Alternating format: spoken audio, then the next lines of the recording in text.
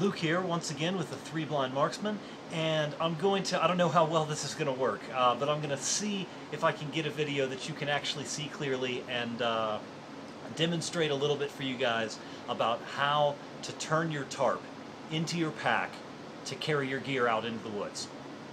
So what you're going to need to get this started is have all your gear together, and you're going to need your tarp laid flat on the ground. And you're going to need to have ready a good long length of cordage, and ideally what you want to have is a pre-tied knot with a loop on there on one end of it. And as we're going to see throughout this trip, this rope with your permanent loop is going to be useful for making a variety of shelters as well as for keeping your pack together. So it's really good to have one of these already set up, and that way you can easily throw your pack together, throw a shelter together, and saves you a lot of time and energy. So, alright, but we're not going to need this yet, so we're going to go ahead and set that aside. But make sure you've already got it ready. So what you're going to do is lay any sleeping bag that you might be, unroll it, and lay it flat out along the middle of your tarp here. So as you can see, I like to make things hard on myself, so I got the cheap fleece sleeping bag. It is not waterproof, and so I have to always take extra care to keep this thing from getting wet, so it actually keeps me warm at night instead of making me colder. But go ahead and have that laid flat, and on one end of your tarp, you're going to go ahead and compile the rest of your gear that you're going to be wrapping up. At the end, I'll mention a couple things that you are not going to be wrapping up and why that is, but for now, you want to go ahead and make a very tight pile all the way at one end of the tarp, laying on top of the front of that sleeping bag. From this point, you're going to wrap up like a burrito. Two of us here in the Three Blind Marksmen have wrapped burritos for a living, and so for us at least, it's a very helpful analogy.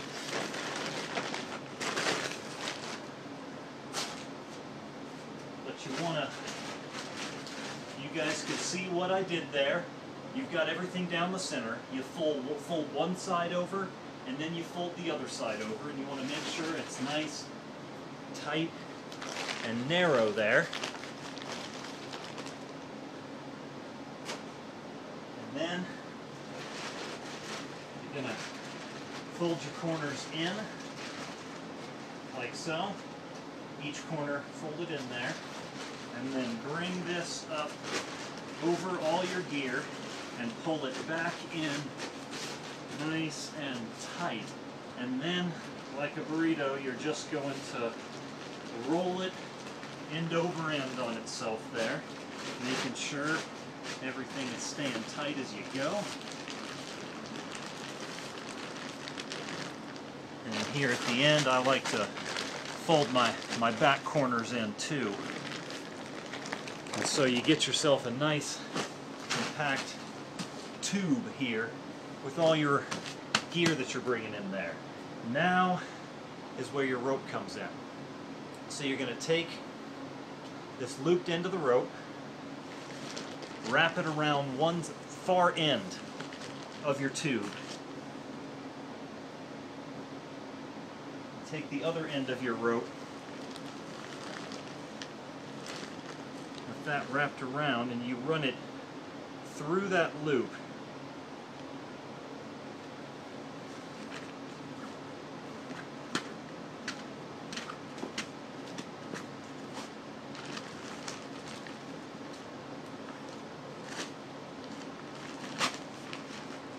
And then make sure to pull that nice and tight on there.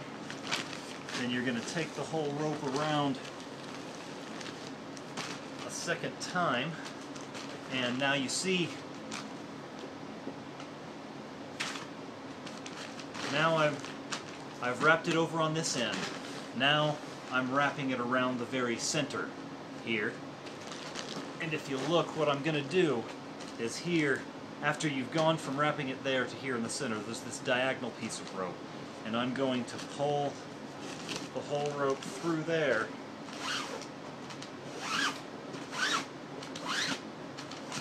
and back the other way.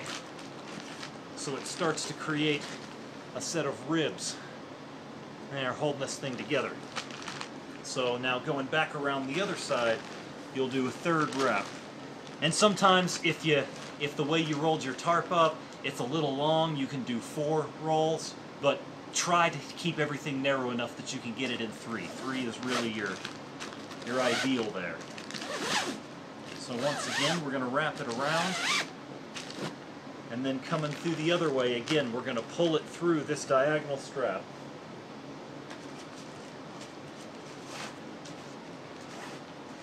Like so.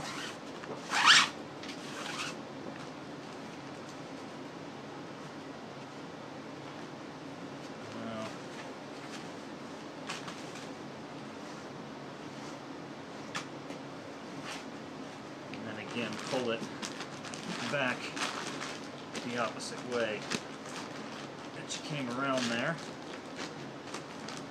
And as you can see, what you now have is a nice, it's got a line coming down here, and the 3 wraps holds the thing together. Having done that, you want to come straight over the top to the opposite side, where, as you can see, I have, here's my 3 lines, but there's no rib on this side, like there is on this side, running straight down the thing. So now, hope you guys can see what I'm doing here. Now you're going to come over and back through each of these 3.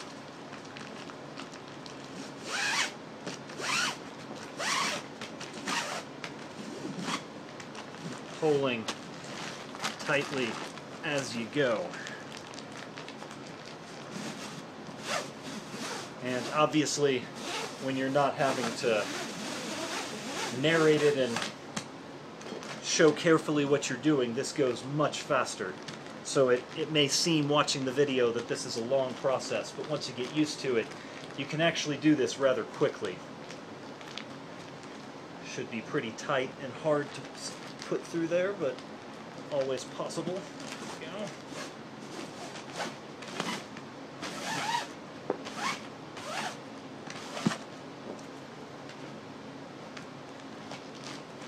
So now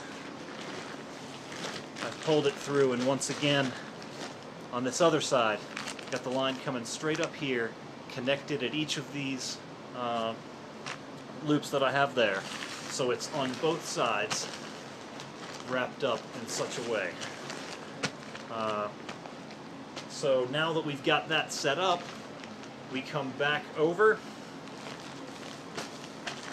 and here is where you find a spot, usually around your middle knot from your first time through, and you come through, and this is where you are going to have to tie the only knot in the whole process, because you already had that loop.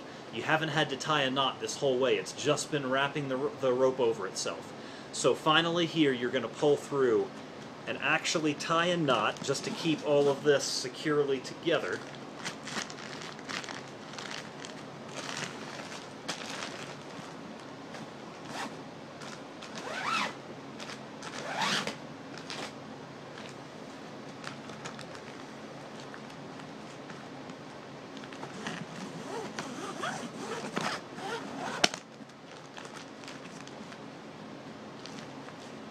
Just a simple one will do, square knot or whatever you know how to do. Make sure that you've got it pulled real tight before you get that knot finished.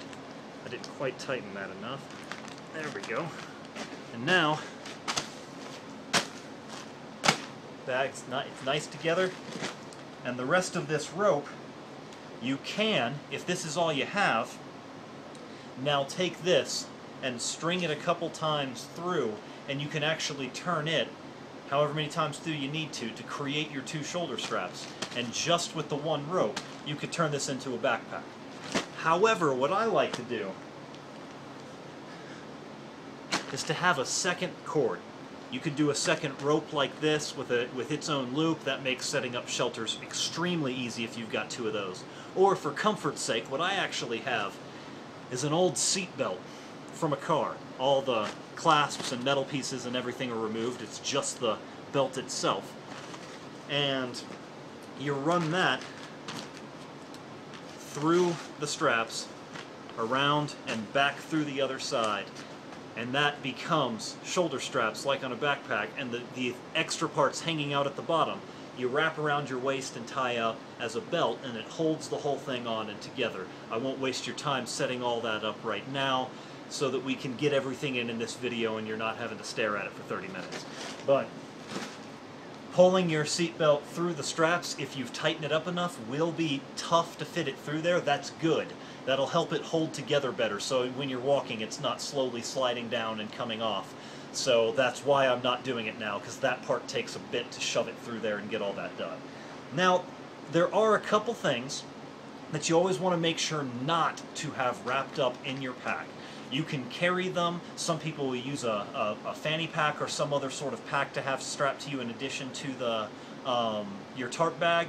Or what you can do is have these things tied on here in various ways with your other cordage, or in some ways strapped on. And so it's easy to have stuff hanging off of here as long as you strap it on tight and it's not flying everywhere and being annoying. But you can attach a lot to this and carry it with you, and that's what I normally do. But a few of those things that you want to be careful about are things like your water supplies we talked about. You want to be able to refill your water supplies easily. You want to be able to drink from your water frequently, and anything wrapped up in here, you're going to have to take your whole pack back apart. Everything in here is the stuff that you're not going to need until you set up camp. It's anything that you're going to need regularly on the trail. So you'll want to have your water supplies. If you're one to bring, I sometimes do, a poncho or raincoat or something of some kind, you're going to want to have that out, attached somewhere else, so that if it starts raining you can easily pull it off and layer up. Your pack itself will be waterproof, you will not be. So having something to layer up with and put on there, always good to have. And so just think through beyond that. If there's some snacks you want to have easily available, if you're carrying food with you out in there, I usually carry a small amount of food with me. I know what you're thinking, Luke, you've always said primitive camping, you find your own food. Absolutely, but I am married, and my wife will not let me go out there if I do not bring some supplies with me to make sure that I don't go hungry. So, wrapped up in this pack, I've got my emergency food, but I save that for camp. I don't pull it out randomly while I'm hiking, so that's packed up. But if you want some trail mix or something on you, make sure that you don't accidentally wrap it up in here. It's always really annoying if you're halfway down the trail, all of a sudden you need the toilet paper and it's wrapped up in your pack because you didn't think to have it somewhere else. So think these things through. Think about what you're going to want to be able to grab at a moment's notice and what's really meant for camp, and have that stuff packaged separately or tied on in another way. Tie in your full water bladder up on top of this thing, or directly on the back where it's somewhere where it's not going to slosh around. It takes some personalizing of figuring out how you like it hanging on there, but once you get used to it, I find this to be an extremely convenient, helpful way to go out and not have to have just an extra backpack that doesn't really do anything else for me when I'm out in the woods. When my pack can break down and become my camp, I just find that much more helpful. It saves you some weight, saves you some space, and you know, it's when you get used to planning and thinking it through, this is, I think, a great way to approach a primitive camping situation. So once again, thank you guys for watching. This is Luke from 3 Blind Marksmen, and we will see you in the woods.